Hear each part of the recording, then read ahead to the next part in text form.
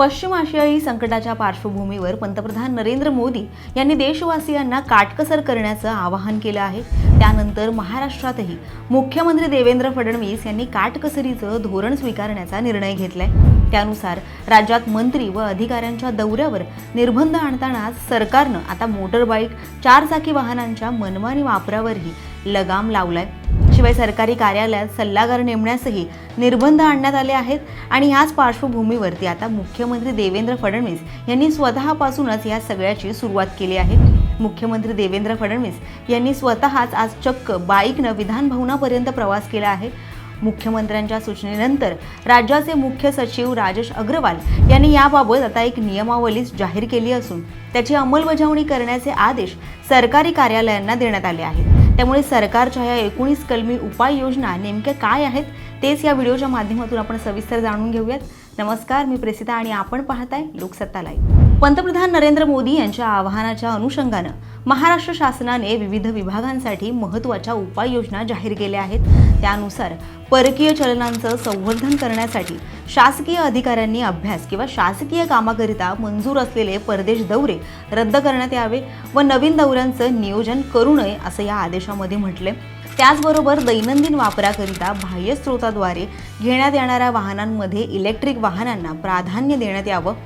कार्यालयीन कामानिमित्त नियोजनस्थळी भेटी देण्यासाठी कमीत कमी वाहनांचा वापर करावा असंही यामध्ये सांगण्यात आलं आहे। अधिकाऱ्यांनी एकत्रित दौरा करताना कार पोलिंगद्वारे प्रवास करण्याचंही यामध्ये सांगण्यात आलंय। त्याचबरोबर अधिकारी व कर्मचारी यांनी सद्यस्थितीत कार्यालयीन कामकाजाकरिता दौरे आवश्यक असल्यास सार्वजनिक वाहतूक व्यवस्थेचा वापर करावा। वरिष्ठ अधिकाऱ्यांनी आठवड्यातील एक दिवस मेट्रो, लोकल किंवा सार्वजनिक बसने प्रवास करावा असंही या सूचनेमध्ये म्हटलेलं आहे।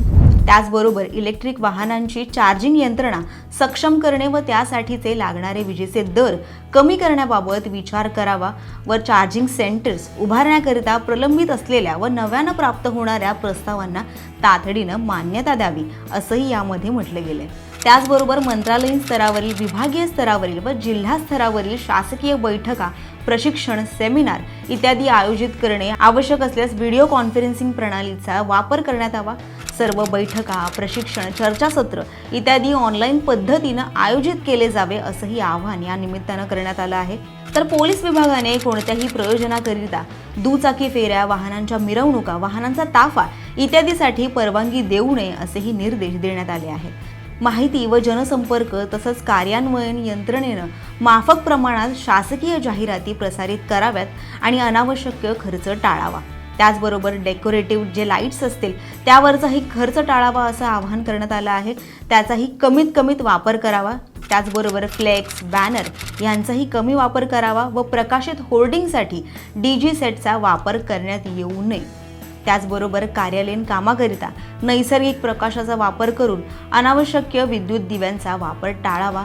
कार्यालयीन वेळ संपल्यानंतर दिवे, पंखे, कम्प्युटर, AC, लिफ्ट इत्यादी उपकरणं बंद करावीत। तसंच ACचं जे तापमान आहे ते 24 किंवा 26 अंशावर ठेवावं असंही या निर्देशात म्हटलं गेलं आहे। प्रधानमंत्री सूर्यघर योजनेअंतर्गत जास्तीत जास्त घरांवरती सौर ऊर्जा यंत्रणा बसवण्यासाठी भर देण्यात यावा। खाद्यतेलाचा वापर कमी करण्यासाठी कॅन्टीन, मध्यान्ह भोजन, अंगणवाडी, वसतिगृह, तुरुंग, पोलीस भोजनालय, रुग्णालय आणि त्यानुसार मेन्यूमध्ये बदल करावे।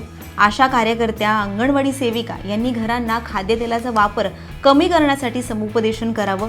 पाम, सोयाबीन, सूर्यफूल तेलाऐवजी मोहरीचं तेल किंवा शेंगदाण्याच्या तेलाला प्रोत्साहन द्यावं असंही यामध्ये म्हटलं गेलंय।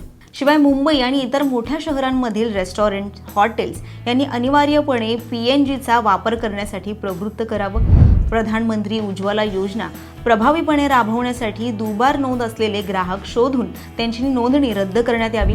तसंच सर्वसाधारणपणे नागरिकांमधील बोगस, दुबार, स्थलांतरित इत्यादी ग्राहक शोधून त्यांची नोंदणी रद्द करण्यात यावी, जेणेकरून खऱ्या ग्राहकांना योजनेचा लाभ घेता येईल।